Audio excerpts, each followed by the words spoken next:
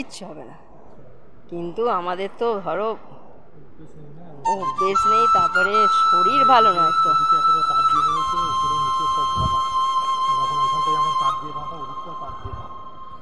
যাবে না, এগোবে না, এগোবে না, এগোবে না, ওইটা এগোবে না, হাওয়াতে তুমি এদিকে এসে বসো প্লিজ।